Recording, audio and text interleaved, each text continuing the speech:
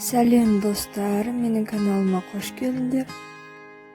Бүгін сіздермен ланжоу кеспесінің құпия рецептісін бөлісемін.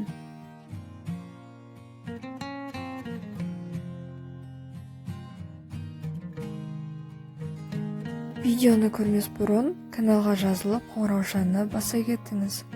Сонда ғана біздің жаңадан шығарған рецепттеріміз сізге жетеді. Ең алдымен лапшаға негізгі дәм беретін ащы майымызды дайындап аламыз. Майды 130 градусқа дейін қыздырамыз. Сосын осы көкөністерді қуыратын боламыз.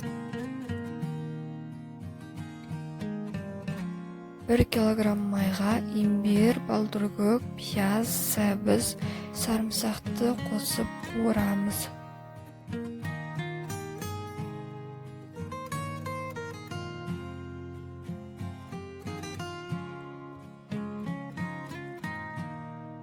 Бәрін қосып болғаннан кейін 3 минут бойы қуырамыз.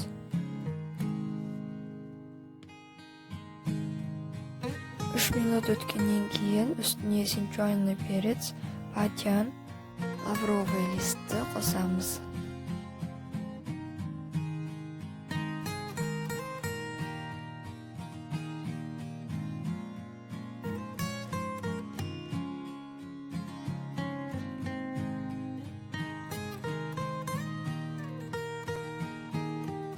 Осылай түсі өзгергенше майға қуырамыз. Түсі қызыл түске өзгерді, ал енді бұларды сүзіп алып, майымызды тазартамыз.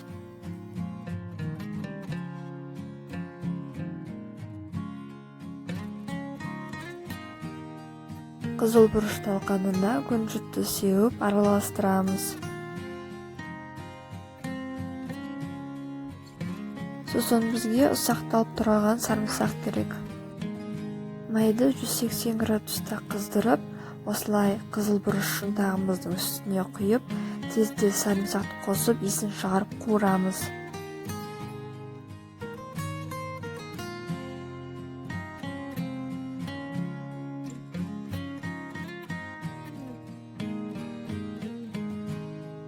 Сосын дәмі ерекше болу үшін аз мөлшерде қант қосамыз. Ащы май дайын болды, енді бұны істете берсек болады. Бұны басқа да ащы салатаға қосып істесеңіз, дәмі өте күшті болады. Ал енді кеспеміздің сорпасын дайындаймыз. Осындай сүйектер көп еттерді суға салып қайнатамыз. Ет қайнағаннан кейін көбігін алып тазалаймыз.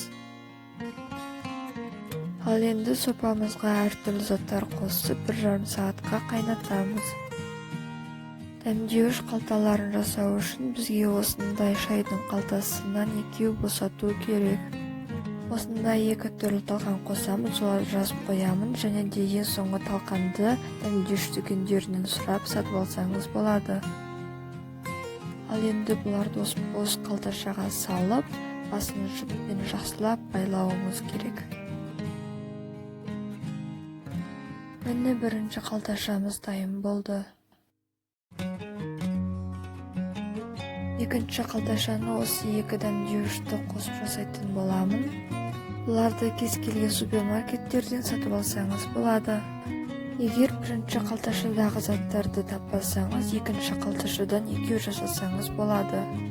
Сорпамызға ең алдымен пияз қосамыз. Сосын имбир қосамыз. Сосын жаңағы дайындап алған 2 қалташамызды салып, татымды етіп тұз қосып, қақпағын жауып 1,5 сағатқа қайнатасыз. Ал енді кеспеміздің қамырын жасайық. Ұнға тұз қосып, сосын суды шетінен қосып, шетінен араластырасыз.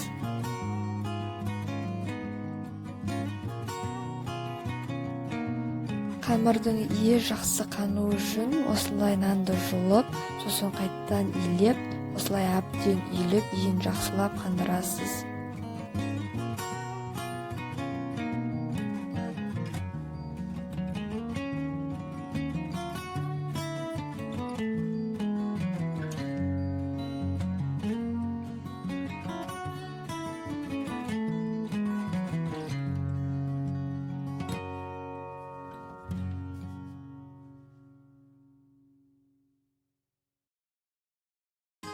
Әбден ең қандырып илеген соң, асты үстіне май жағып, салфанға салып 20 минут тындырып қоясыз.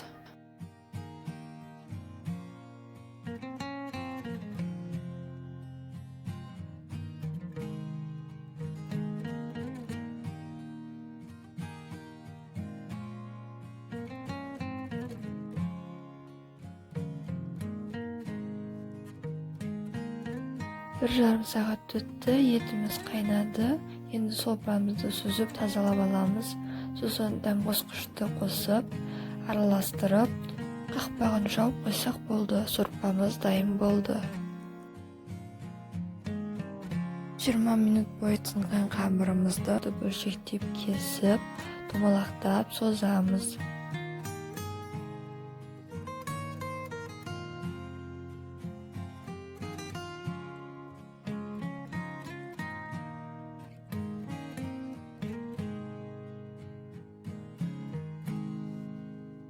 Bir-birine жабыспау үшін үстіне май жағамыз.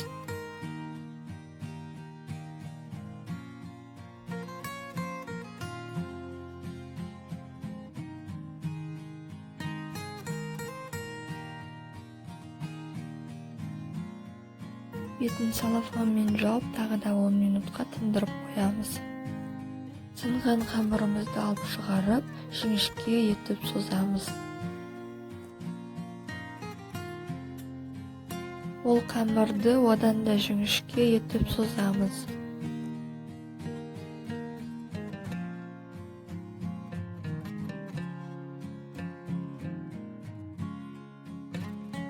Созған қамырды тағы да жіңішке етіп созамыз. Сонда ғана лапшаның қамыры болады.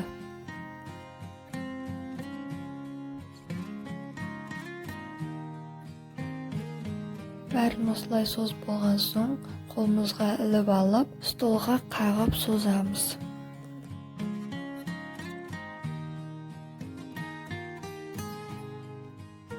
Міне көріп тұрғандарыңыздай, қамырымыз сондай жіңішке болды.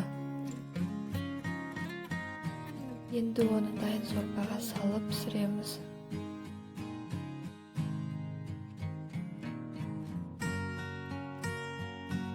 Суы қайнағанда қақпағын ашып, сүзіп алсақ болды.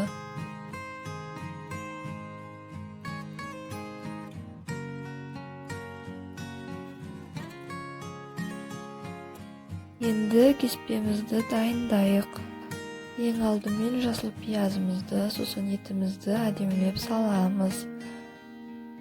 Сосын сәбізімізді саламыз. Ортасын ашып, жаңағы дайындап алған ащы майымызды саламыз. Біздің тағамымыз дайын болды. Сіздерге де осы тағамды жасауға кеңес беремін. Сіздерге ұнайтынына сенімдімін. Видео ұнаса лайк басып, каналға жазылуды ұмытпаңыз.